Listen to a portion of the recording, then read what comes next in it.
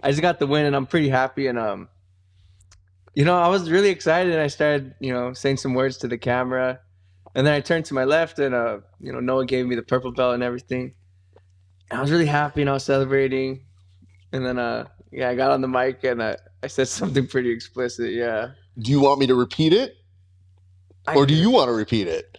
Yeah. So I got on the mic, and I was like, I got my motherfucking purple belt, bitch. yeah, I don't really cuss too much. I don't know why I said that, but yeah, I got my purple belt, bitch. Sorry. Okay, but No disrespect. this is where we have to discuss this out.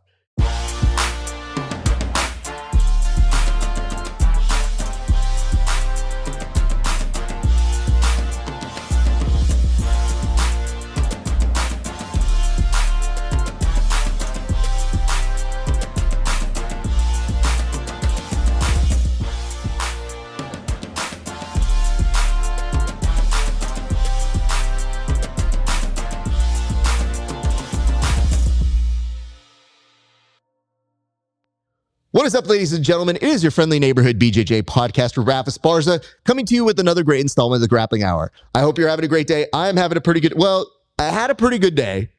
And then this young man showed up and tried to murder me for the good part of about an hour. And that was fun-ish.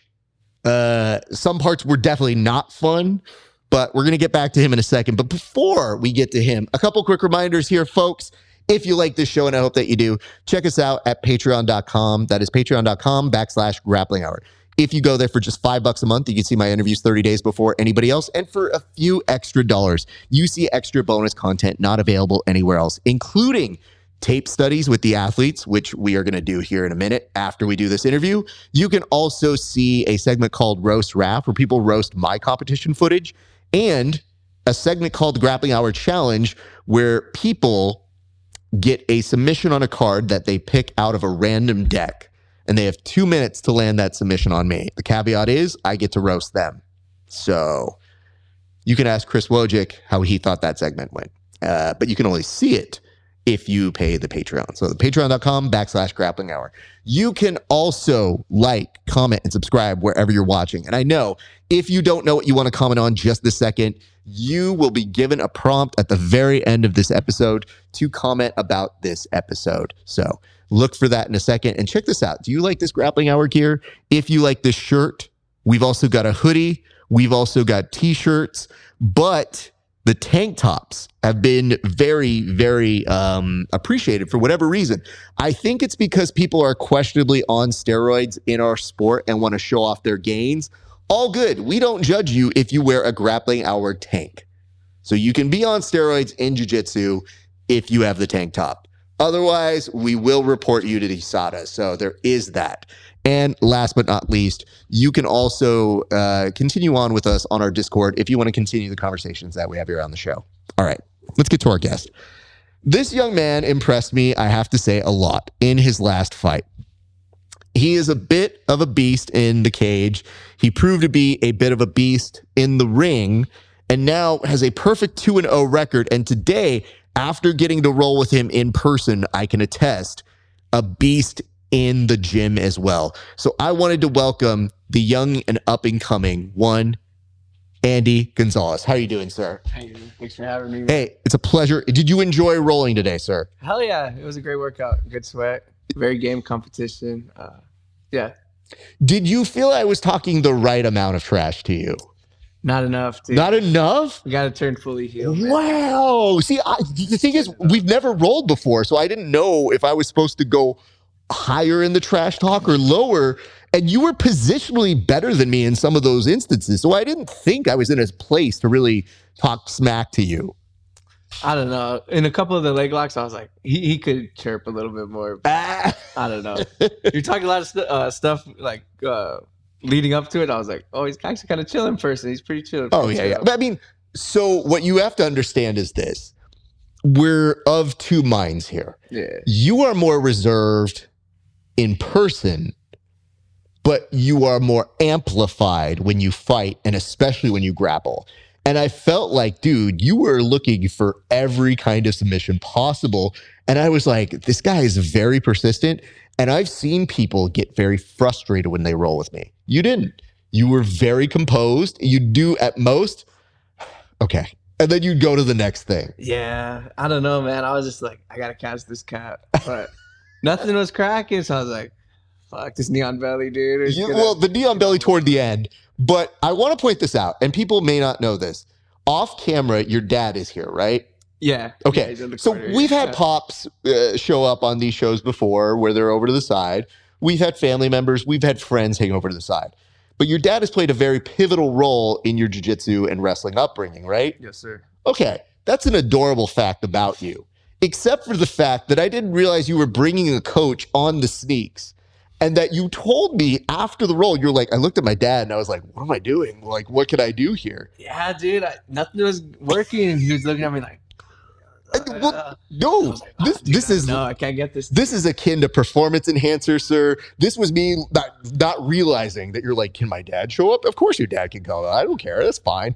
And then the minute I saw you looking to him to be like, do I need this grip? Do I do this? And I go, wait a minute. This is the same man you said was responsible for your incredible Russian grip. Yes, So sir. yeah, this felt the most pro wrestling-esque to me that you had a manager and I thought I had to keep eyes on him that he was going to throw you a foreign object or cheat at some second because I was like, wait, what's happening here? So I was on my P's and Q's about halfway through. Oh, that's good. Nah, man. Yeah, my dad had to bring me out. He pretty much put me on this since I was young, and even WWE, he introduced me. To You have a very, very smart acumen for WWE stuff because, well, let's put it two ways. Usually most people who do real wrestling don't like WWE. There's a new generations learn to be better with it. But I would say by and large, there's a bunch of kids who did wrestling who are like, I don't like that fake stuff. But you were so cultured that you were worried I was going to hit you with a Bob Backlund move. Do you know how few people in your generation even know who Bob Backlund is? Oh man, that's the GOAT, man. It's Bob Backlund, dude. I mean, Bret Hart's the GOAT, but that's all right. What are you saying? That's crazy. Bret Hart beat Bob Backlund. Do you not remember that? Shawn Michaels beat Bret Hart. That's true, but you know what? He only jobbed to him once, and he was supposed to return the favor, and then he lost his smile. And I could show you footage of Shawn Michaels tapping out to a sharpshooter too. I'm just saying, it was a real match. Patreon, dude. We gotta watch that on the Patreon. The nice part is as I was showing you a move, your dad yelled out. He was like, "It's a sharpshooter," and I was like, "Yo, your pops knows game, so that's pretty good." And my favorite was when I was showing you the adaptation I do for a figure four. I was like, "All right, I'm letting you know this so that next time we roll, 100% I'm going for that." Just nonstop at that point. I'm not even gonna mess with that because it was off the it was thread, off, right? it was off the foot lock, and sometimes when people like get the wedge of the foot underneath the thigh or the leg, sometimes I see that and I literally have a figure four, and the worst look from anybody I'm rolling with is when they go, "Is this a Ric Flair move?" And I go, "Yes," and then they're trying not to tap and they try to like do like a real like whatever. It's dumb. It doesn't hurt. It's fine. I was like, I think you tapped though, sir. So there be that. But I'm glad you were a game competitor for this and that you were up for it. So even though we kind of rolled a little bit to a very good stalemate, I would definitely commend your jiu-jitsu in the highest regards though.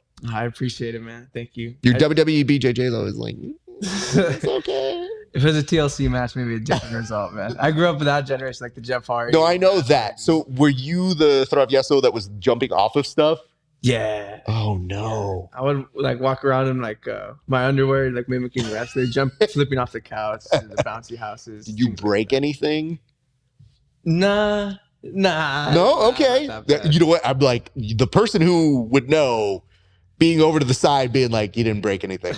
You're good because a lot of kids, when they throw themselves off that stuff, break bedposts and couches. So I'm glad you weren't that bad of a kid. Oh, nah, man. Not that much CTE, bro. Not that much.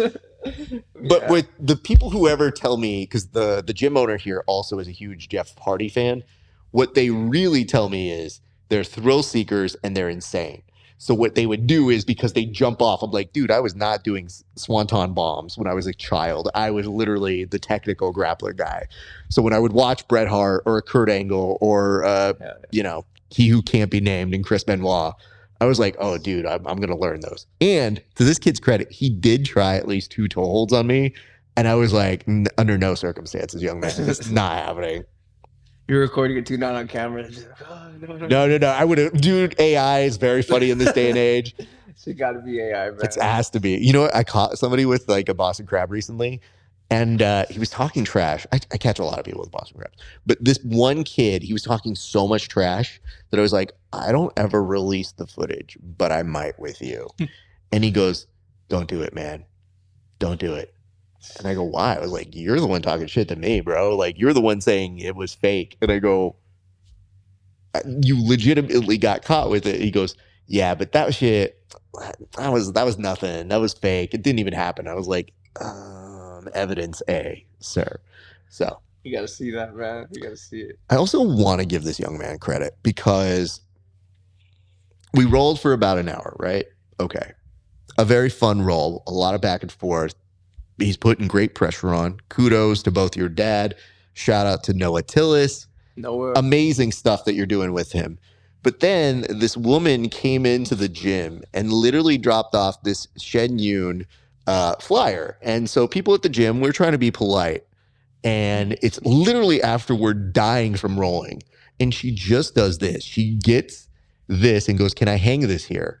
And one of the other gym coaches goes, no, you can't.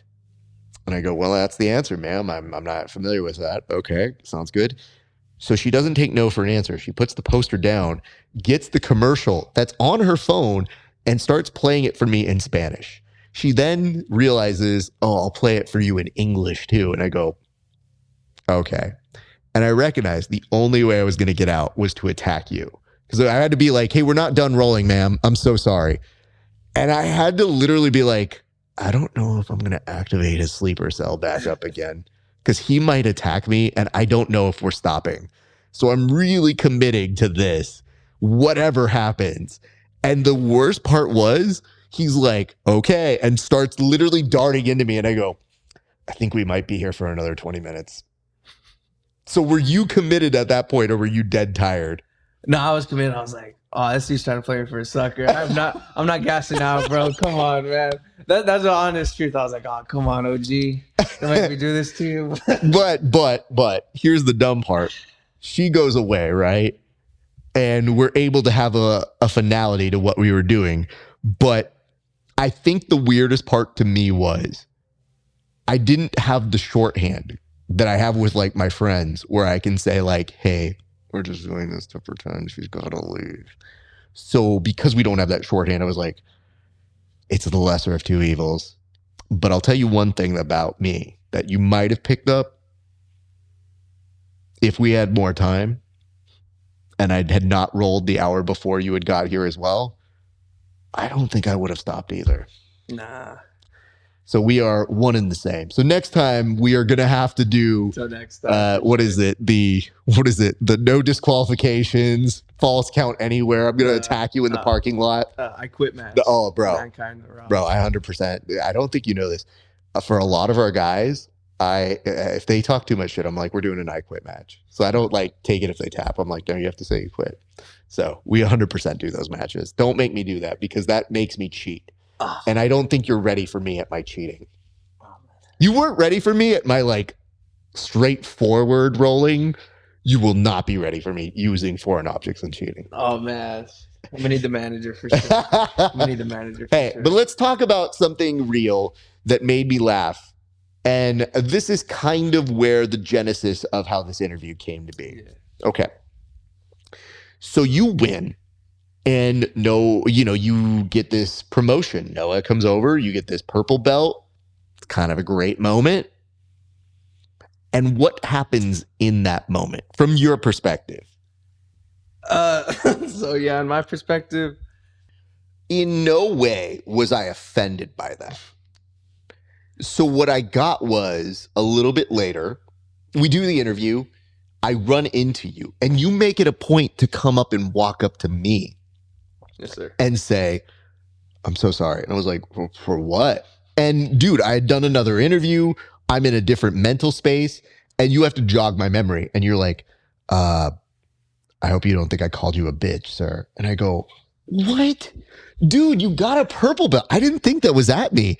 So did you think you said it? Did somebody come up to you and you're like, yo, did you call him a bitch? Yeah, it was my sister or my older sister and my baby sister. They came up to me and they were like, "Dude, that was a dick move, dude." And I was like, "What?" And they're like, "Dude, you called the dude that?" And I was like, "No, I don't think he took it that way." And they're like, "He could have took it that way." And I was like, "Oh, let me go up to him." Oh, to them, sisters, you're doing a great job, but I did not. Nah. And I think I told you in person as you were apologizing for it. I was just kind of like, dude, you don't have to apologize. It's funny. I was trying to tell you, like, even if you did, who cares? like, dude, when you have a moment, I know things well enough for fighters. You are not of clear, sound mind in those moments. You're hype, you're on adrenaline. And to begin with, you were screaming at a camera that wasn't even picking up your words. So what were you screaming at the camera? To be honest, I think I was like, "Motherfucker, I told you, motherfucker, I told you I wasn't playing." Or I think I said like something along those lines. Who are you talking to? That's the thing. Nobody said anything. I guess I was just talking to the little voice in my head or something. I don't know. I was taking a shot and I was thinking about that. I was like, nobody said anything to you, bro. Like, what's wrong with you, dude? Like, get a grip. Like, I have to be honest with you. It's entertaining to me because I'm just on the side observing it and I see you screaming at the camera. You're the first fight of the night. Yeah. So when I see you talking to the camera, I go, this goon doesn't even know. He's not going to be picked up. He's just going to look like a silent film star screaming at a camera. And I go, okay. And then the purple belt moment happens. And I go, oh, even better. We have something that happens. And you yell, I got my purple belt, bitch. Now, you need to know that your clear apology was met with a very nonchalant, like, it's all right, kid. We should interview. Like, that's fun to me. But I went home and I asked my friends and family. I was like, what do you think? And I literally played them the clip. And they were looking at it. And every single person goes, no, he didn't call you a bitch. So, like, nobody else thought that. So you should feel good in that moment. Yeah. But what my wife said that made it so much funnier is she was just like, so, like, assume he did mean it. What would you have done? And I was like, well, what am I going to do? Fight him in the cage? Like, I don't think that's how that works. I go, if I really felt some way about it, I was like, that's a good question. I was like, I just never do. Because that's, I think, what chill people do. They don't get bothered by that stuff. And by and large, when you have like a really cool fight like you had, you get excited for that moment. So I was, if anything, I couldn't even use the possibility of you being like facetious or mean about it when we were rolling. Because I legitimately thought, I was like, oh, okay. If I get this kid in something, I'm 100% going to be like, whatever, bitch, I got you down. Like, just something like that. And I'm not going to lie. The next time I put you in a sharpshooter, I'm 100% going to be like, who's the bitch now? But I can't even do that to you because you're so nice. Nah, man. It would be valid, you know. Eye for an eye. I'd call it. It's just, I thought about it, but every part of your demeanor, every part of how you conduct yourself is a pretty humble, very chill, very nice dude, good sense of humor. So that to me speaks more than even if you had weird intentions, which nobody thought you had. But to your sisters, they definitely have your back and are looking out for you, though. Oh, man, I appreciate it. Yeah, shout out to them. They definitely keep me humble and be like, yo, dude, too much testosterone, bro. Like, bring it down. They were talking about it yesterday, like, yo, you guys are like, chill, you know, like you guys, or me and my dad, like we're turned up all the time. Are you and your dad are turned up all the time? I don't think so. You said we're pretty calm. So, I think we're calm. I mean, both of you have been extremely calm here. So it hasn't been anything that I've been like, yo, you got to get your pops under control. He's being a little wild here. Dude, both of you came in super respectful to the gym. You both made the drive out here to us, and I appreciate that. And what's great is, you know, having your dad guide you on this journey, like you have a connection that is very special when that happens. When you and your parent can connect with something together, like I know how much that means to him, and I'm sure that means a lot to you. So I'll ask one better. What does it feel like to have him with you as a cornerman as you're fighting and then to share a win together? Oh, man. to have him as my cornerman, it means so much because, you know, he shaped me, you know, he was the genesis of my martial arts journey. So he shaped me so much and even my style, but more so as a man, you know, like I feel he knows my limits and, you know, he's really there for me. So I'm just glad to have him there as more so my father and also a cornerman because, dude, he knows his shit. Like my dad's a badass, you know, so to have him there for, it's almost like two cornermen, you know, he's my dad and my coach. So it's a great, great feeling. And, you know, I always want to make him proud, but yeah, I feel like, you know, whatever, you know. I gotta be real with you. I love my dad a lot. I don't know that he would have been my cornerman. Now, minus he doesn't know anything about jiu-jitsu and all this sort of stuff. But I had thought about it and like we saw a real life version of that with Bisping. So Bisping wasn't in his son's corner. Oh, he said he wasn't? He wasn't. Oh, dude. But after the first round, when his son had a 50-50, could have gone his way or his opponent's way, the UFC champ stood up and was like, come here, and gave his son some advice and then sat back down. So even in those instances where you think, oh, it's tough because the kid wants to be his own man, I totally get it. But at the same point, if your dad's Michael Bisping, he might know some stuff about this. So I did observe that. And it was good that he had his own autonomy and got the win. And then we contrast that and we have you and your dad together. And I noticed that because you also on your social media page, you had this real cool thing of you guys at a beach. It looked like you guys were getting some wrestling rounds even there. Yeah. So it looks like the party never stops for training for you pretty much everywhere, huh?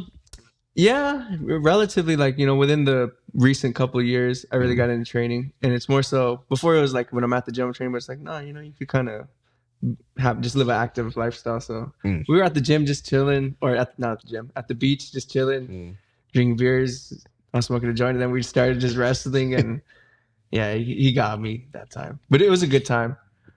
But yeah, me and my dad were not always training; we're just hanging out, you know. That's cool. And kind of like it just happens, you know. It just you don't have to explain to me, you know. It just happens. Still, by the way, the fact that she did leave this here is the best thing in the world. I thought she was going to leave a poster, but we were pretty clear, like, you don't need to do that, ma'am. Like, I think at one point they even had a billboard outside our gym. The one right across the street. I think they had Shin Yun up there. And I was like, we're aware it exists. I'm pretty sure papering this is not going to help. But nonetheless, that's a cool connection. What I do like, though, is while we were rolling today, you had mentioned something. You and your dad had both mentioned that you had started way back when you were 4 years old. Yeah, like around that time, yeah. Okay. What is that training like? Like, what are your earliest memories of jiu-jitsu training? Because it's kind of weird. Sometimes it's a mix of like wrestling and a little bit of jiu-jitsu, but for you, that's how early it was going on in your life. Yeah. My earliest memory of jiu-jitsu and just anything combat sports was I was in, you know, my dad and my mom's room, pitted against my sister, and my dad was like, you know, the referee, and he was like, okay, 1, 2, 3, go. And I remember my sister just like, well, now I know. She basically just hit me with a double leg, took me down, and she held my wrist like to my chest. And I remember looking up like, fuck.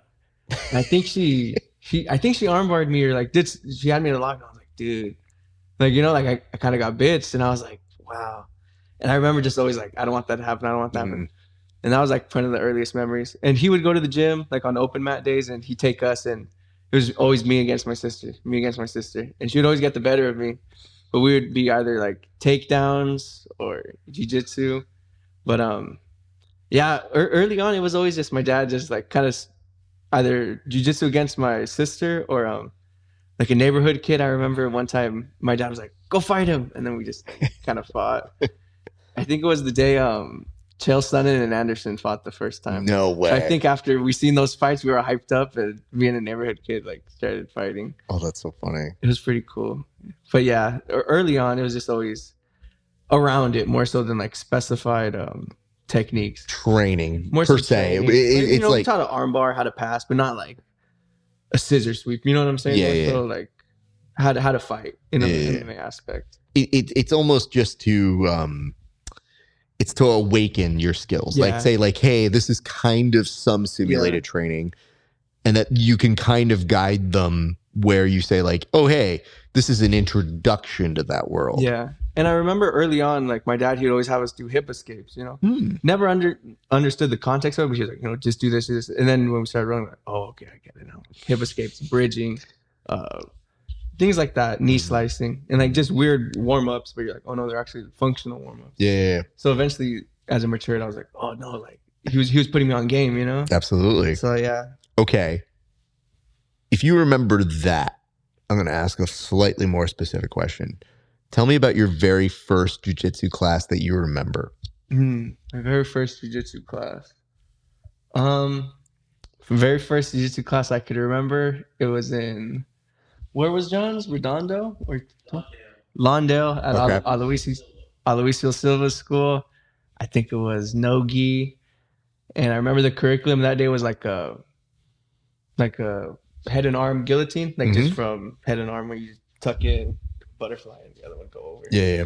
But I remember I thought it was badass. I was like, oh, dude, because Nate Diaz was the hotness at the time. You remember how he would hit it with the elbow up? And I thought it was really cool. But that was like one of my first classes I remember. And I got my ass kicked that one. I got choked out by a girl and then my sister, I remember. And I was like, dude, like, it was just very frustrating. But that was one of my first classes at Aloysius. But I feel like that set the tone for you. Like that set you up to, hey, I want to be better at this. I want to learn how to do this. Let me just detect a few things. After rolling with you, hearing that story, it sounds like you're a pretty competitive person. Yeah. Okay. Yeah. Do you have an embarrassing story of how competitive you have gotten over the years? Oh, dude, I got a couple. So, you know, before I got really into martial, well, I was always training hard, you know, but then I wanted to get into basketball. So I played on a basketball in a co-ed league, and I was really fat and like I couldn't score, but I was like a rebounding machine. And this was in like 2017 when LeBron had the chase down block. Like, you know, when they're going to go for late, but the guy comes behind and, you know, swats it. And it was a co-ed game against a chick. And I wanted to get the block and I straight tackled her, dude. It was messed up. It wasn't cool. But that was like too much competitiveness. Like, bro, you got to chill, dude. You have to take it down is what you I didn't tackle her, but I was like, oh, but I was like big. I had no hops. Oh my So God. I fucking just wiped her out, dude. And you felt bad about that? Oh, dude, I felt terrible, dude. And everyone looked at me like I was a terrorist, and I was like, fuck, dude, you're a dick. Like, and after that, I took the shoes off, and I got back on the mat. I was like, dude, basketball's not for you, bro. Like, no. Yeah, I'm so sorry. And unfortunately, basketball is a sport you need to be a little bit taller on. You're not a bad height. It's just, No, yeah, dude. you know, basketball's that one that's like, hey, man, if you're not 6'1" or 6'2", we can't Wrap talk. it up, yeah. 5'11", you better shoot like Steph Curry all the time. Yeah, dude. Were you playing other sports as a kid? I tried football. I played football, but my dad kind of forced me more so. I liked it, but I was really big, so I had to play with kids older than me. So I was just like, nah, like this ain't. I couldn't really fit in, and that was another thing too. I didn't feel like the same community, like jiu-jitsu, and it wasn't as like real grit, you know. So I did football. I played a little bit of basketball, and that's pretty much it, really. Just football and basketball, but that's the. So your dad was involved with jiu-jitsu and was training. Where do you kind of find your way into kind of training with him or around him at that point? Because you had mentioned your first class, but you mentioned like even like open mats. When do you start showing up more and kind of rolling with people who aren't just your sister or like the neighborhood dude? Because at a certain point, you become a guy who comes to train on your own as well. No, yeah. Like in a class setting as a kid, it was more so at like Aloysius Silva's spot. I would, you know, train with their group of kids, and they were pretty good at the time. And then my family relocated into like Hacienda Heights, more so like the San Gabriel Valley, and at Blood Bank MMA, I would train with their guys a lot, and then eventually Hacienda MMA, I would train with those guys, and you know, it's just always kind of wherever my dad was teaching at, I would do the kids class. Nice. Or do the adult class, you know, just always being around it because my dad was there anyway. So whatever class he was, I was doing the kids class before. Okay, but I have to ask this because as a grown-ass adult rolling with you, to me, you're a child, but you're a very dangerous child. So at what point do you remember beating an adult? Because your skill level and your acumen, the way that your IQ works, I can tell you were a very gifted kid at this, and that it makes sense to you because just the way you play, you can see how your mind works. You are very dialed in on how this sport works. So at what point did you like remember submitting your first adult as a child? I think I was like maybe like 9 or 10ish. I caught a like a 14-year-old. I mean, they were fresh off the street, you know, like they didn't know. Yeah. It was like I think like a lapel choke or something. Nice. And they were kind of like, oh, you know, whoa, whatever. But in my head, I was just like, dude, like that's a big deal, you know. Yeah. But my dad was like, whatever, go get him again, you know. Like it didn't mean much, but first like adult, I say I was like maybe like 14, like just straight standing up, just took him down, choked him. So I was like 13. How did that make you feel? Honestly, I was just relieved because I always felt that I knew I could do that, and I'm not really intimidated by like age or like size or anything like that. I was like, cool, you proved it to yourself, but now you have to keep doing it, you know. So it just added pressure, like, oh shit, now I have to hang with them, you know. If I got one, now I'm one of them, so now I got it. Yeah. I don't know. I held myself to a standard at that point. So when did you end up kind of joining associations with Tillis? Like you mentioned your family relocated. So how old were you at that time? Yeah. So, you know, growing up, and when I first got into jiu-jitsu, we stayed in Arizona until I was about like 6 or 7. And then we relocated to the San Gabriel Valley. And we were training at Blood Bank kind of. And then, you know, we spent some time in the South Bay, but eventually we were back in you know, the SGV, and my dad was teaching until I was around 16, and he was like, you know, you kind of outgrew like what I could teach you. Now I need to send you somewhere else. And so I was 16, and my dad gave me my blue belt, and he was like, you know, we need to find somewhere for you. And Noah, he's like a local legend since he was a kid. So my dad was like, all right, we're gonna, you know, take you to Noah's, and you're gonna train there, and you know, he's gonna build you up, you know, beyond me, you know. So that's how I ended up at Noah's. Was when I was 16, you know, my dad was like, all right, you need more work, send me to Noah's. That's pretty cool. I've been under his tutelage since then.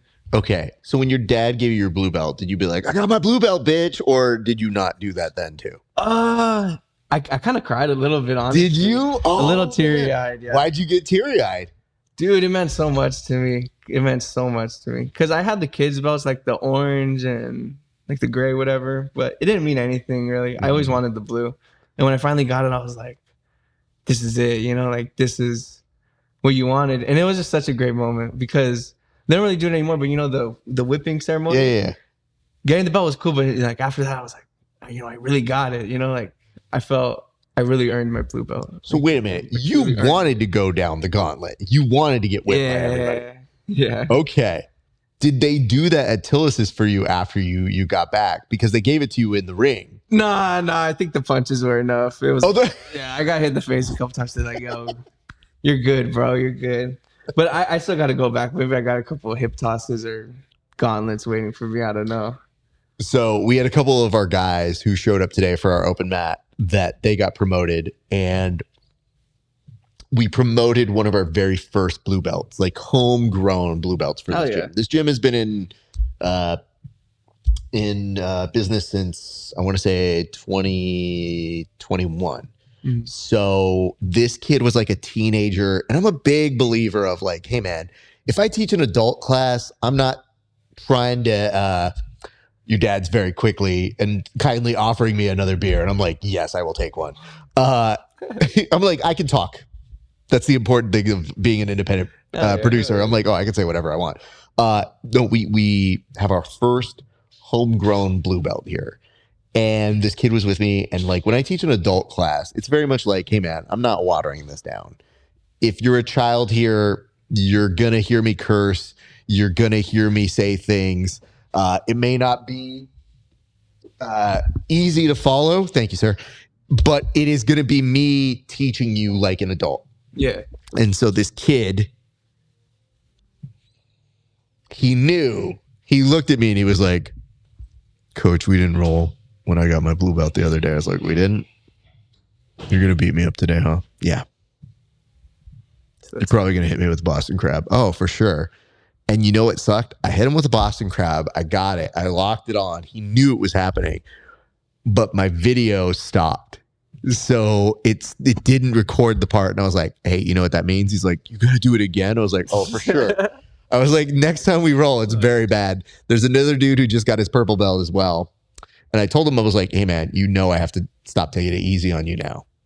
And he's like, I do know that. I was like, all right. So everybody, our rule is I usually do like a finisher on them. So I was like, I think I'm a tombstone that kid. I'm a power bomb this kid. So everybody gets like a dumb move that I hit him with. So That's cool, dude. Hell yeah. it's just, you know what it is?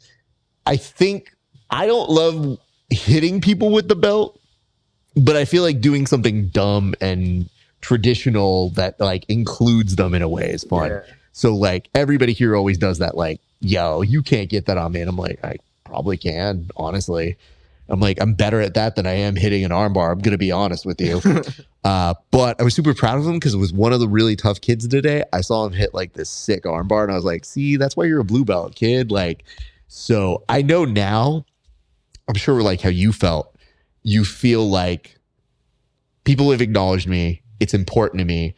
But it's also cool that it runs in your family too. So like, that's a really cool thing to be able to share with that. Having said that, because I've known Noah so long, getting a sense of how you roll and his personality and his temperament, it's a good mix. And I'm happy you guys found each other because Noah's such a nice guy. We were talking off air about the limited places to train in the Heights, but I would have driven if I was living in Hacienda Heights to Noah Tillis's in Whittier. No problem. I would have 100% been a student there. Sir. So I love seeing that for him and for you. Here's the next question, though. Yes, sir. When did you know that you fell in love with jiu-jitsu in a way that you love doing it as more than just a hobby? Oh, that's it. Dude, honestly, it never occurred to me until my dad told me.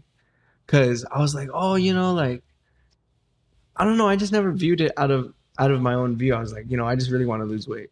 Like, I just want to stay in shape. Just stay in shape. Just go.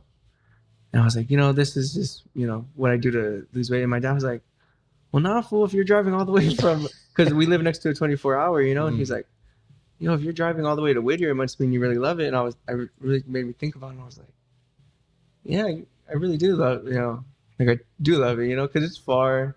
And I work full time, so I'm coming after work. And I'm like, yeah, I really enjoy this, you know? I really enjoy training and learning jiu-jitsu and any martial art.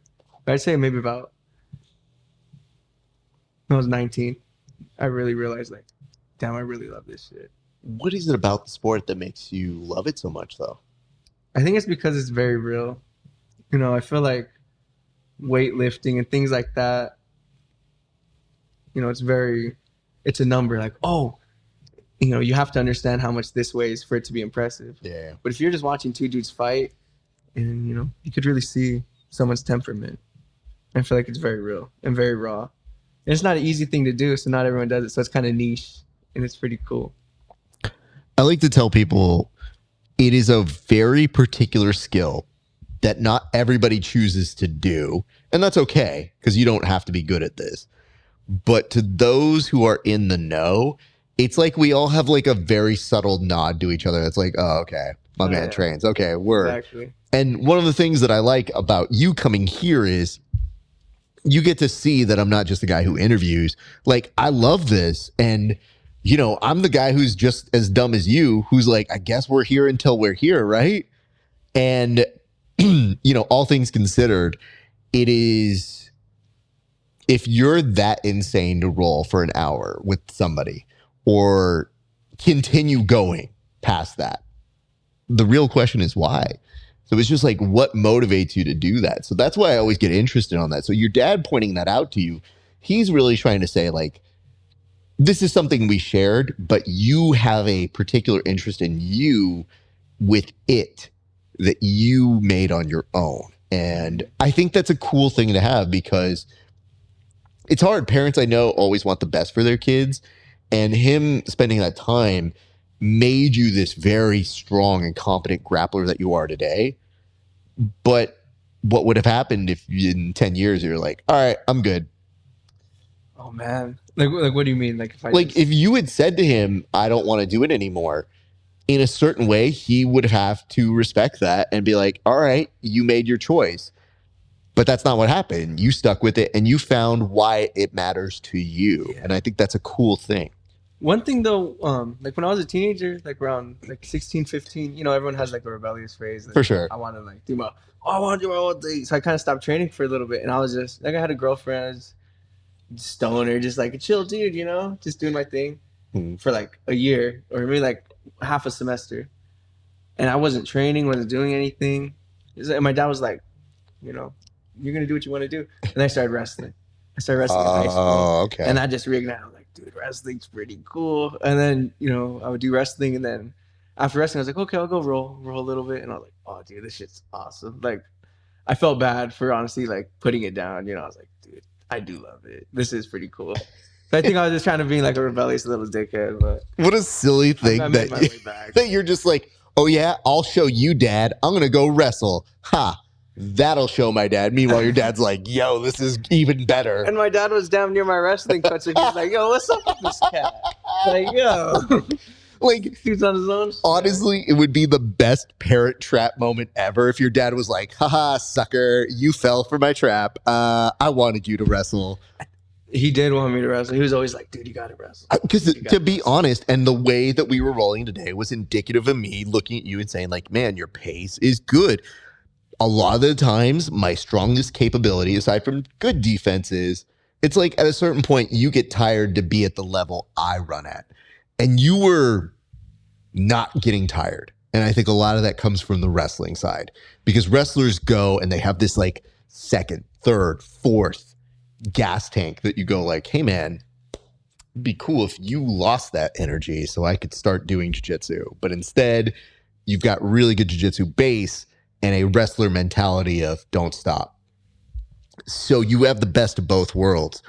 What were those first days of wrestling like? Because you said your dad was damn near your coach, but you were probably starting to work with other people.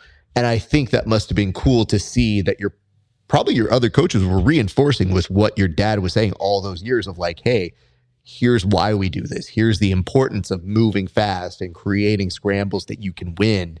That probably you were setting up through a lot of what you were learning back in your early days. No, 100%.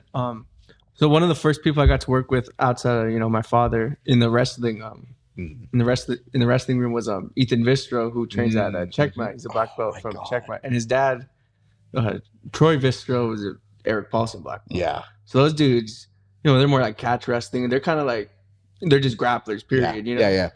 So I came in there, and they were like, you know, they were kind of like, well, what does he know? And then they're like, oh, dude, he knows what's up. So then they were like, okay, you know, we could show him some stuff. And Ethan worked with me a little bit. We would go in on Saturday practices, and I remember he would show a couple things. And yeah, he worked with me a lot, just on how to approach wrestling. You know, it's kind of different. Like, no, you got to drill. You know, and it was really good. And then my dad, you know, forced me like, no, you got to stay on it. So yeah, definitely shout out to them. They helped introduce me to the world of wrestling. Okay. Do you like one better than the other? Wrestling versus jiu-jitsu? Mm-hmm. Oh, I like jiu-jitsu, dude. Okay. Easily. Easy. Why easy? Because the thing is, I don't know that I could say it easily. You know, I don't know. In my experience, I just found jiu-jitsu it just fit me more. I'm kind of more of like a layback dude, you know? A little bit more chill. Not when you roll, though.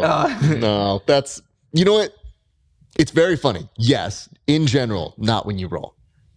So, full cap there. No, you got to stop that. But when you're when you're around the gym and you're just kind of hanging out and you're like on your phone or you're just relaxing, very relaxed, very composed. I see that. So when you're just like, yeah, I just smoke a little joint, I'm good. I'm like, no, I see that part of you. I understand the very relaxed and chill side of you.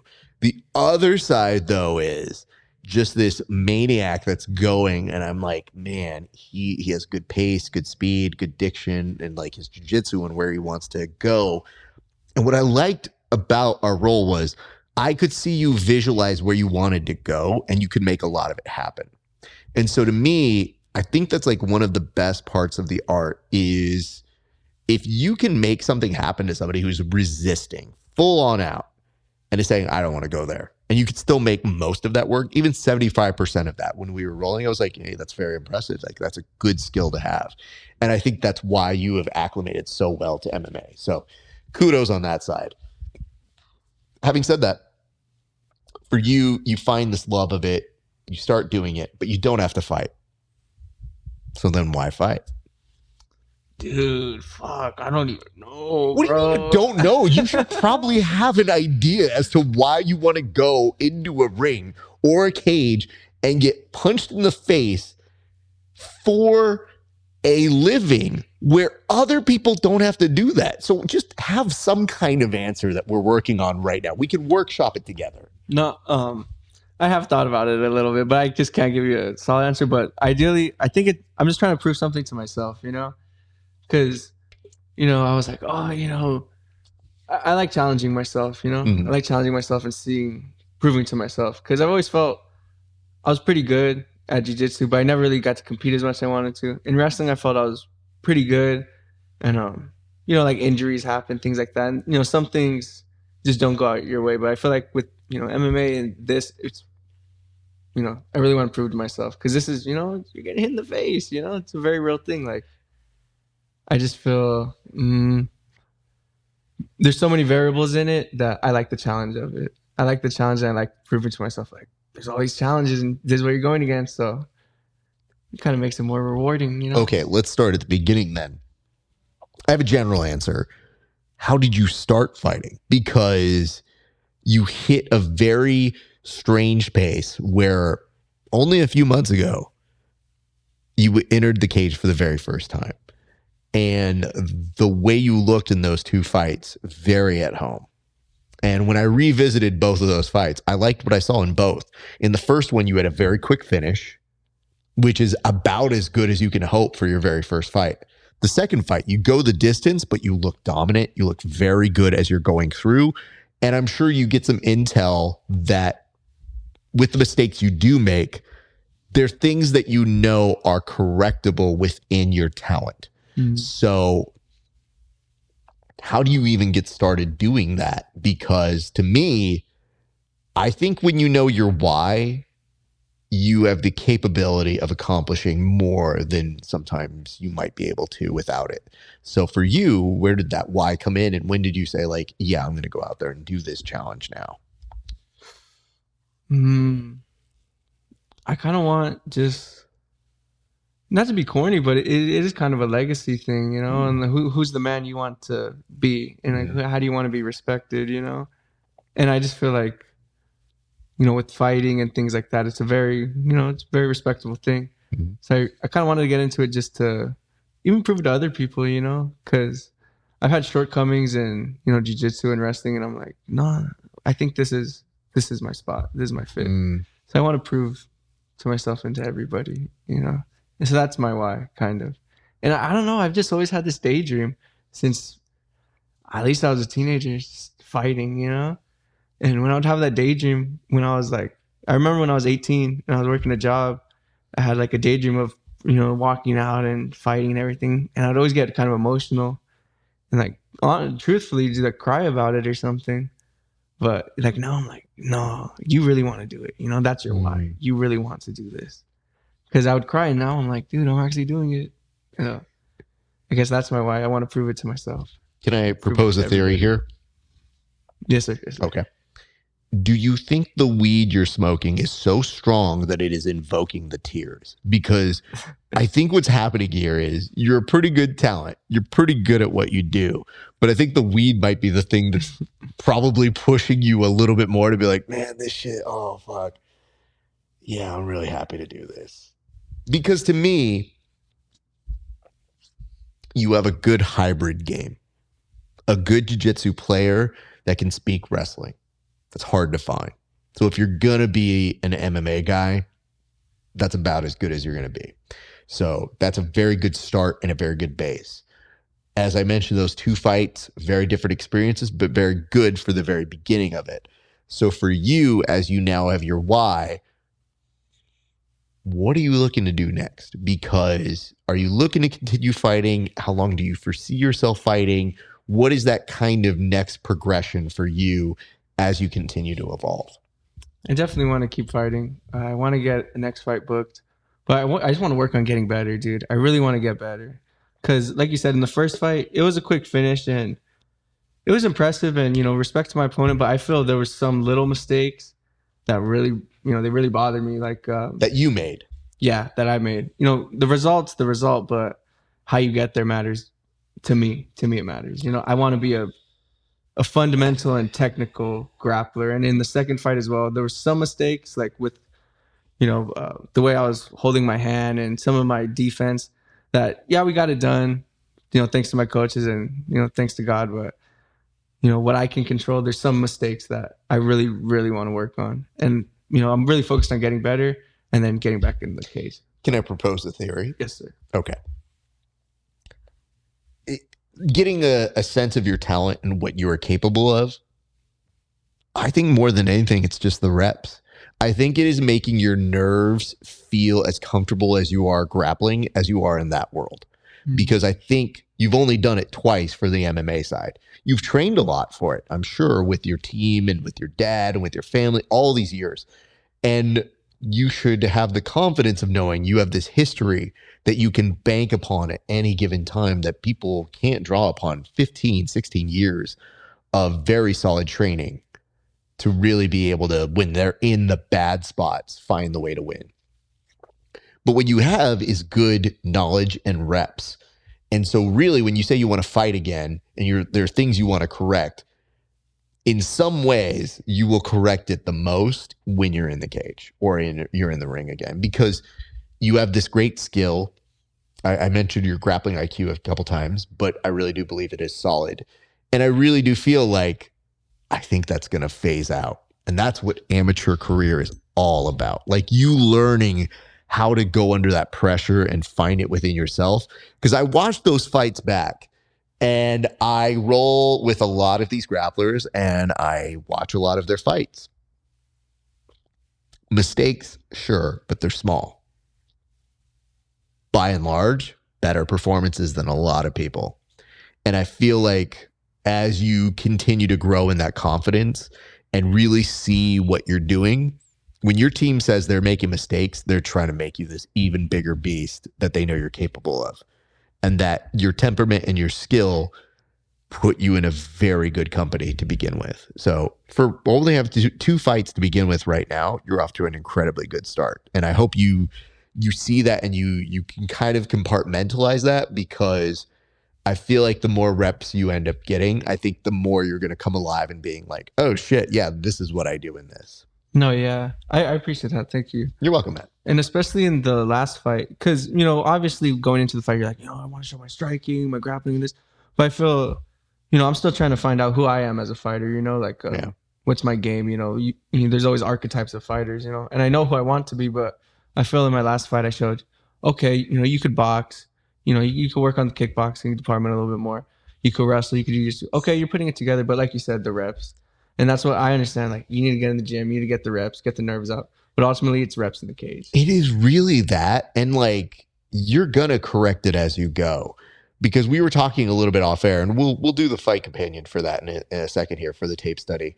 But when I saw you, let's say, being off slightly for attacking the back in the second fight, my first thought wasn't like, oh, shit, he's going to lose this position. I found you still winning the positions.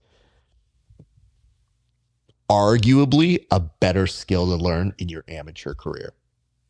Because if you've ever seen a fighter lose a fight and you say the following, that it's like, oh, they don't look like they want to be there. There's like this weird, hard to describe want to win that you have to have. And I felt like no matter where we were when we were rolling, it was like, he wants to win. And I was like, okay, cool. So that's a really good skill to have. And it's part of the reason why when I watch fighters as a commentator, I really gravitate to those guys that I go, they're figuring it out in real time. They just learned that day how to become better. And I feel like for both of your experiences, you learn how to become better. So it's like getting this knowledge and really finessing it so you can become the best fighter that you can. And now knowing that your why is it's a challenge to you and you want to see how far you can go. I think those are cool goals to have. It's just it's one that the more focused you can make it, I think the faster you're going to achieve those goals. Yeah. And if I'm honest, my main, everyone always has the big focus on, oh, I want to go to the UFC, I want to be champion. My main focus is, the next fight. I want to get better for the next fight. Yeah. You're not as good as your last fight, you're good as your next fight. You know what I'm saying? So, yeah, I'm just trying to focus on the present. I mean, so. The thing that made me laugh was when you were offhand asking me, you're like, well, when's the next bar start? And I was like, February. And you're like, oh, that long? And I'm like, bro, it's not that long. It just feels long because my man's sitting here being like, I want to fight. I want to fight again. And I'm not trying to fight my sister again. So can we make this work? And I know that is a large part of the game is, trying to find that mix between overfighting and fighting in a way that's good for you. So I know you're anxious to get back out there. And I think that is coming for you. So I feel like you are right in the mode and in that world of getting there. So you're close. But for you, let's ask this, because we're going to start circling here and then we're going to do the tape study. But what do you like to do when you are not training? Because we've gotten to learn a lot about you as the martial artist, the wrestler, the grappler. What are you doing when you're not training, sir?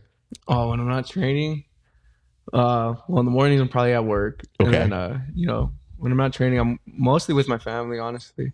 I love to spend time with my dad, even if it's just, getting home and just, talking to him when he's trying to relax or something. I love spending time with my family, whether it's, my sister, my little sister, or my dad, or even my brothers, my dad's girlfriend, my stepmom, Jessica.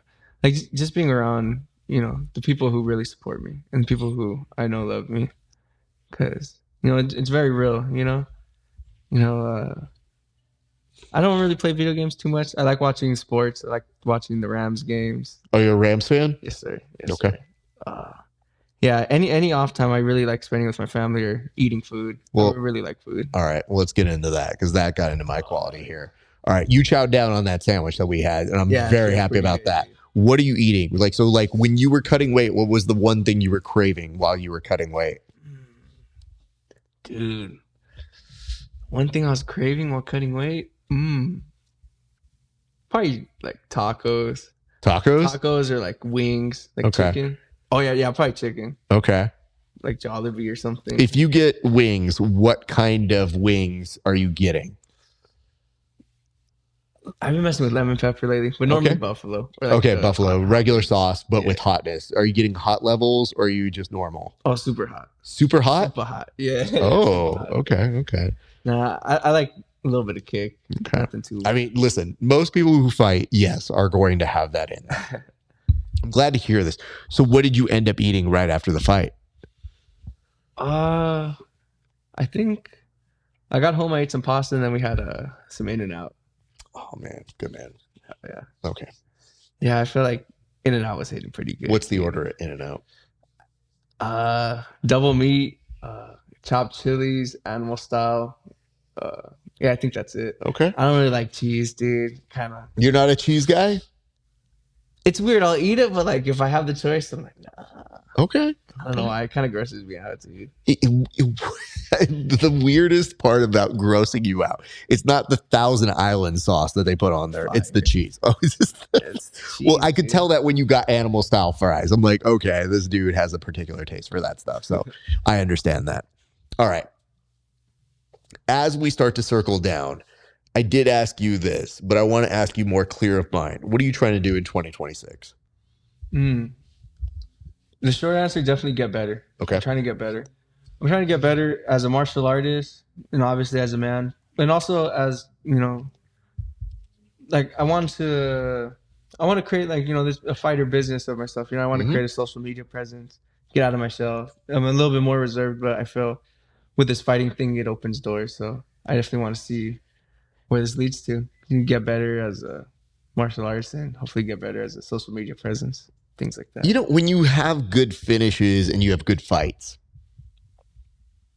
kind of does most of the work for you. Dude. That's why the last fight I was really hard on myself because respect to, but I don't want to be a decision merchant. Like always going to decision. Bro, you had one decision in your career. You've had one decision. You come home and you're like, I'm a decision merchant. Oh no, I'm terrible. Have you been on Twitter after a UFC fight? Yeah, bro, but you know what? Bro? Yeah, of course. But do those people train? It's Twitter, bro. Or X. I'm just telling you this.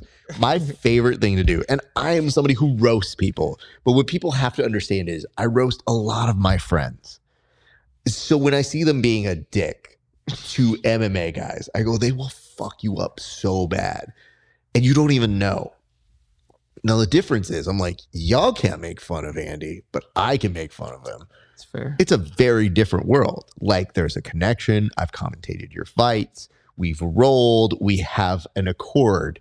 So we know each other. Yeah. But if somebody like comes up and is like, yo, did you see that decision merchant in that second fight? I'd be like, what are you talking about? And then I'd be like, hey, you know what? Would you like to come to the gym? I'm going to invite Andy to roll through. I'd love for you to roll with this decision merchant and see if this man is not going to submit you in 2 minutes flat. Well, you see the memes where it's like, oh, Bilal in a street fight, he wins by decision or something. That's pretty funny. So you never know, dude. I mean, hey, he was the champ. You're right. You can't deny that, bro. Disrespect the champ. I'm going to say that. I'm like, Bilal, not the most exciting person in the world, but I do say this, and I really do mean it. If you are an athlete, win how you need to win. Yeah. That's what my dad told me. He's like, dude, motherfucker, you got to win, dude. That's it. That's the real thing. And you lose in a cool way, no one cares. You got to win, dude. You got to win the best way that you can. It's not up to a civilian to tell you stuff. Because the worst thing that happens is MMA fans have proven to be fickle over the years. They will send their champions out who are these great savage fighters like a Robbie Lawler, and they'll be like, get all the CTE you can because you're giving us the best fights in the world. And I'm like, I don't know if he's healthy from all that. I see Robbie Lawler. I'm like, hey, man, are you good? Rory McDonald, are you good? Because I felt like part of your soul got left in that fight together. And yet, the next fight he loses, people like washed, trash. And I go, he's giving us an amazing fight. Amazing fights don't happen all the time. You're lucky if you get one or two. And if you have a storied career, if you're a Khabib, a GSP, you have this amazing run of fights. But there's some really big people's champions out there. So for you, you can't even call yourself a decision merchant because you have one. You have one finish, one decision. If you get two, I will call you a decision merchant because you're my boy and it's my way of inspiring you to go out there and get a finish. But I'll tell you this, at no point today, even when you were in Mount, did I think I was going to be like, well, I'm going to call this kid a decision merchant right now to get under his skin. Because I was like, hey, man, this dude's working his ass off to get finishes. And I appreciate that. And I like that about you. Oh, yeah, man. Fuck it. You got to entertain the people, man. Absolutely. Streets got to eat. The streets people got to eat. Man. Oh, my God. This kid's talking about the streets. And where do you live again right now? Walnut, California. Walnut. Yeah. The streets. Real big streets out there, fam. That's why when I grew up as a kid, people like, they were talking about where you from. I was like, I'm from Hacienda Heights, man. I don't really get to say I'm from a hood. If you got Heights in the name. Yeah, you're right. You better learn how to fight for real. So like, that's my learning of jiu-jitsu is me being like, hey man, don't mess with Hacienda Heights. San Gabriel Valley for life, y'all. Hell yeah, dude. No, that's word. Yeah. That's why when I know where you're from and you're just kind of like mentioning things off air, we'll figure out what your cross streets are. But I'll tell you where I lived, bro. Even for the life of me, when people were trying to be all hard, we had people, let me put it this way. Fergie grew up in where I live. Yeah. Okay. Fergie was like, yo, I'm from Happy Homes. I'm like, yeah, Happy Homes is like a lower income housing district. It's not like a real gang right now. Like, sure, I'm sure it was when she was around on Kids Incorporated. Yeah, she really ran gangs. She was on the Disney Channel. She wasn't doing shit. So I love when people were like, oh, where's she from? No, nobody was really doing bad shit. It was in different areas. Hacienda Heights, we have like the easiest, nice suburban life. So everybody can go suck it if they think they're like, yeah, I grew up in hard times. No, your family did you right. They brought you to a very nice neighborhood so that you could be grown up Thank in a you, good way. Pops. Exactly. Thank you, Pops knows what he's doing. When he was scouting out places, he's like, I could go here. Not a great part of LA. I could go here. Hacienda Heights, San Gabriel Valley, they'll be a little bit safer for my kid. The real problem is what your dad did is he found you a neighborhood where you're going to be the terrorist. Oh, like nah. your jiu-jitsu is going to be the thing that scares people, I think. Oh man, Walnut actually they got some They're good not wrestlers. bad. They're not bad. They their are wrestling growing team's by good. their day. Their wrestling team has gotten better, I've heard, over the they're years. pretty good. They had I don't know this year. I don't know. Wrestling season isn't done yet for high school, right? No, it's still going. And in fact, I actually got texted because tomorrow I have a gig where I interview wrestlers. Oh, shit. So that's kind of cool. Oh, yeah. Do you still have your wrestling singlet? from No, wrestling? dude, I had to return it. You had to return it? Yeah. Bro, you didn't keep it? I wrote my name on it. And my coach was like, "Dude, really? Take it back." He was busting my balls about it, dude. I was like, "Can I keep the headgear?" He's like, "You keep the headgear." I'm like, Nobody wants the Yeah, I was headgear, like, bro. "Dude, fuck out of here, man." That's really Filling the funny. budget, man. Come on. Because I don't know. I think you grew up in the era where you could pick the wrestling singlet or the uniform. Did you pick one or the other? No, it was always. It was always the singlet. Straight Okay. singlet. Because I remember about 2016, they were starting to put up articles that said you could choose the uniform, which is more like Like no-gi, shorts and- like no-gi Yeah. apparel, or you could do that. Would you pick the singlet or the no-gi apparel to Oh, kind dude, of? singlet, dude. Yeah. Did you feel more powerful in the singlet when you were wrestling? That's home, bro. Yeah, dude. That's why I wear spandex for the last. Oh, is that really what? Unlocks the hidden power, bro? If you go by wrestling kayfabe, if you take off the singlet straps, you are immediately stronger. Yeah. Kurt Angle taught us that, so that's a really important thing, bro. Have you seen that one where Kurt Angle rolls up down the ring with the straps already off? Yeah, Dude, he's animal mode, Bro. Animal. that's why when he was in TNA, and he recently put up a post about this where he goes, "Hey guys, I was on a lot of medication there. I'd really appreciate it if you don't call me Perk Yeah, Angle." Perk Angle. And I was like, but he was Perk Angle. Like, that dude did a flip off a stage and just hoped a big dude named Abyss was going to catch him. And I go, no, that's Perk Angle. But having said that, Kurt Angle's one of the GOATs. And I remembered right now they got a dude named Braun Breaker. And Braun literally ran into the ring. Straps were off, puts them back on to take them back off. And I was like, it's so stupid, but it's so good. Recharge the aura. You got to recharge the... Take it back down, dude. Because we had a sponsor that was like a more wrestling based sponsor, and they had singlets, and they go, "Yo, do you want anything from us?" They were trying to push like gis and no gi gear, and I was like, "Yo, I'm gonna show you what this singlet looks like." I was like, "This singlet looks like a truck stop in Iowa threw up. I have to have it." Dude, that sounds awesome. Bro, Oh, yeah. literally, when you see this, you're gonna be like, "Yo, that's the most Kurt Angle I've ever seen in my life." Yeah. It legitimately got me to the point where they're like, "But do you wrestle?" And I was like, "Not really, but I will find a use for it." So like whenever we do our like WWE BJJ skits, I was like, "Oh, we'll figure out some way to do it. Like, I'll wear it. I'll do it." Legitimately, the first time I put it on, I was like, I have to get a takedown. Like, I can't wear this. I feel like this makes me have to get a takedown and not pull guard ever in my life. So it's a big compliment coming from a dude who was like, "Oh, dude, I'm a jiu-jitsu guy. I'm not a wrestler." So this fake ass wrestling we do it for jiu-jitsu. No, yeah, dude. I like the singlets. Yeah. I'm a big fan of the singlets. They're pretty cool, dude. Yeah. I don't know. I'm just a fan of them. All right, fair enough. All right. Well, maybe that's what we got to figure out is to get you in talks with the singlet company Oh, dude, yeah. and try to get you a sponsorship through there. So Do it for free, man. man, don't tell them No, that. I was That's the worst thing you could say. Good Lord. That's how we know we got to teach you all this Well- shit.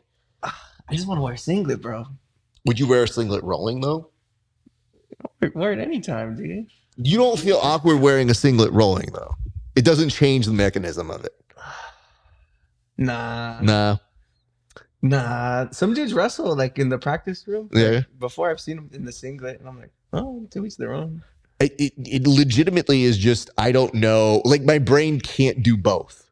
Like, when I put the singlet on, I'm like, I got to be a better wrestler. If somebody's like, "Hey, do you want to roll in it?" I'm like, I'm not sure. I see what you mean. Yeah, it is kind of. Yeah, You know, and like, we're talking like people who I don't know what it is. You could even roll what we call ADCC style without the rash guard. And I'm like, yeah, that makes sense to me. If you fight, okay, cool. We have some guys who fight. So I'm like, that makes sense. But somehow the difference of having straps with like no actual shorts, but like the singlet there is, I'm like, I don't know. Why is that weirder than like the no rash guard thing? So it takes a second. Speaking of no rash guard, this dude was partying so hard that night when he won. What happened to your shirt, and why did you decide not to wear a shirt the whole rest of the night, sir? I didn't bring one, and I didn't plan Wait, on wearing no. a shirt. What do you mean you didn't bring one? Oh, dude, it was all planned, dude. What do you mean it was all planned? Well, I hope to win, and I was Well, like, of course you after I hope to win. I'm walking off my shirt off in this cool jacket I just bought on Black Friday. God. Okay, is it that you made the weight cut and you're like, hey man, I'm looking real good right now. We got to get every photo I can possible. Yeah. Not straight up, yeah. Because I walked around the perimeter 4 or 5 times going back and forth to do interviews. And I just see this dude looking like he's at a party just with a jacket, no shirt underneath. And was just like, what's up? And he's got beers in hand, which I later found out he was giving to one of his teammates. Very nice of him to do. Shut up, Brian.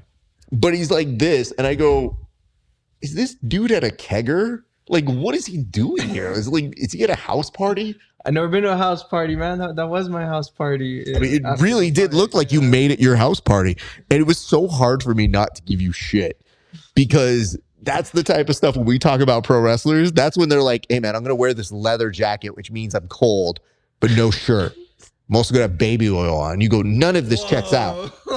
Bro, yeah, you're right. When they walk out, they're trying to get that shine. They have the fucking baby oil on. And I'm like, you don't wear any pants. You have no shirt on, and you're cold, so you wear this leather jacket because you think you look like an Arnold Schwarzenegger walking out. And then all of a sudden you realize you're fighting for a belt, but you don't wear pants. So none of this logic checks out. I don't know, dude. I just didn't want to wear a shirt, man. Just free the nips, man. Free the nips? I don't know. No, but I was really excited.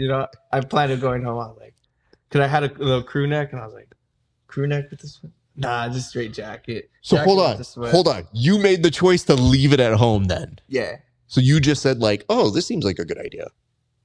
Or y'all can see my abs that I've got for one more day. Yeah, exactly. Yeah, they went away like 2 days later. Literally. I'm going to get it, man. I'm a milk kid as long as I got it. It's good to know. So the next one.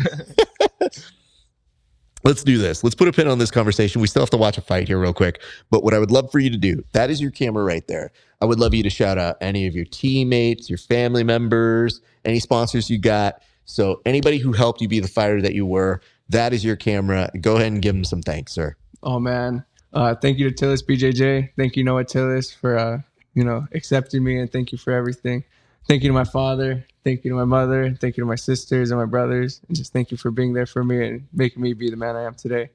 And then thank you if you're watching. Follow my Instagram, Laundry Juice, Andy Boy. Hold on. You can find it. What the hell is that name, by the way?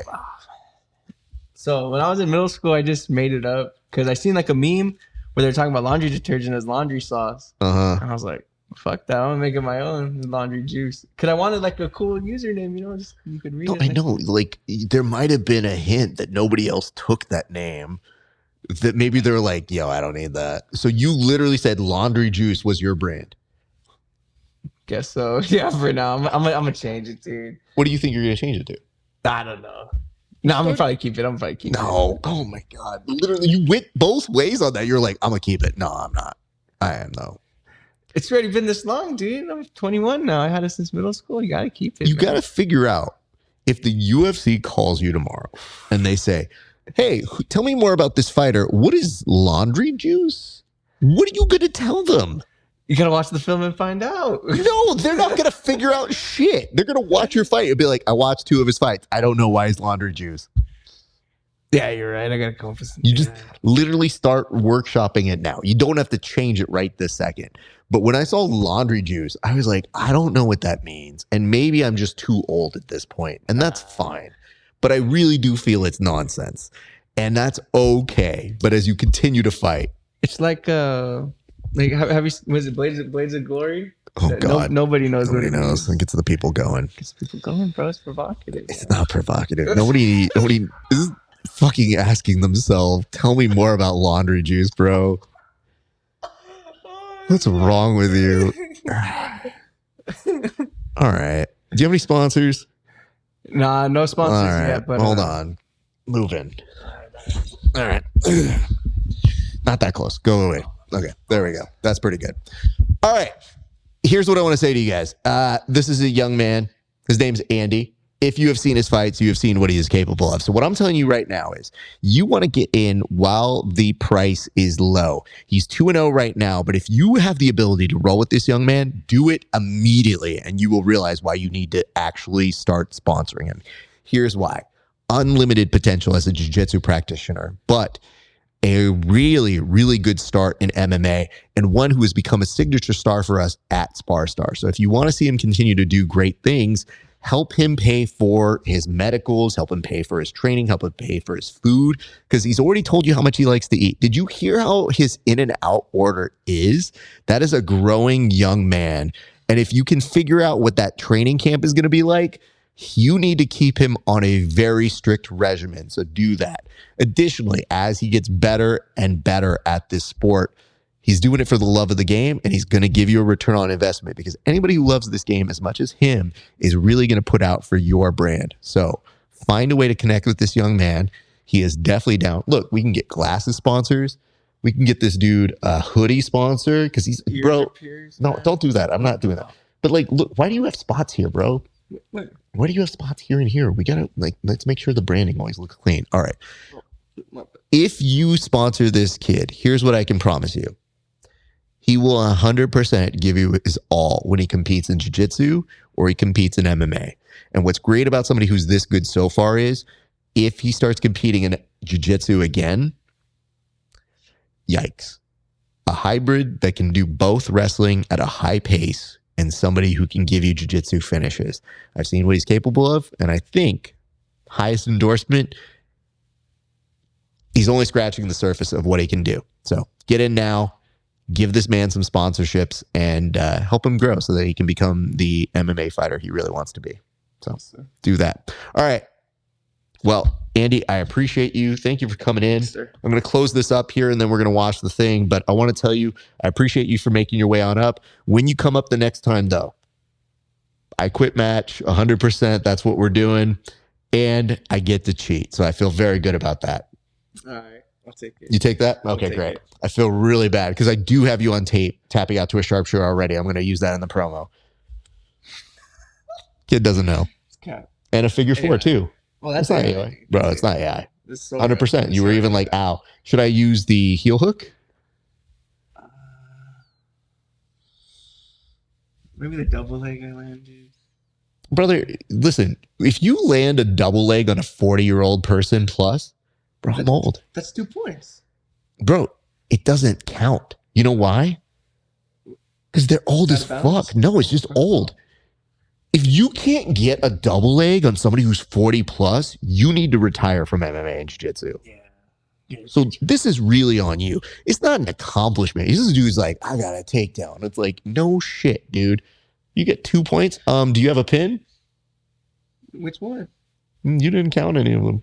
I lost count. You lost count because you weren't trying to count. You know what? Hold on. I'm gonna find this in here somewhere.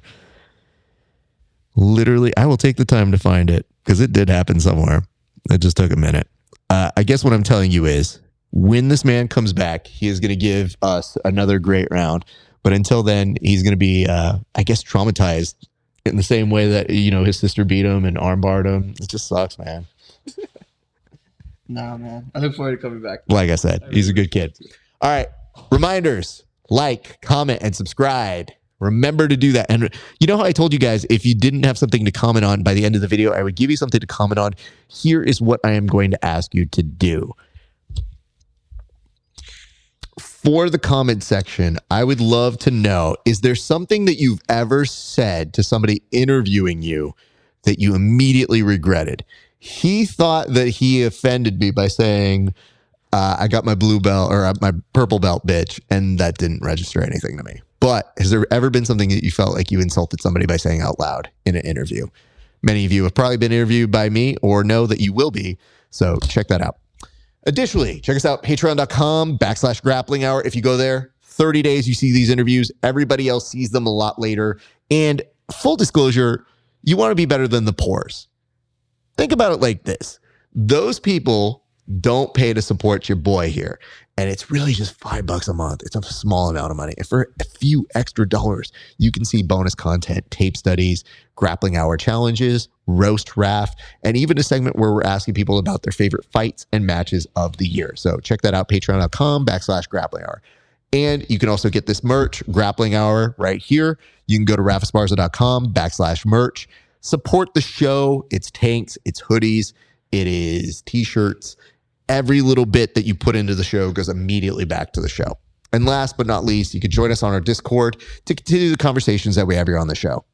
That's going to do it for us, ladies and gents. My thanks to you for watching this episode.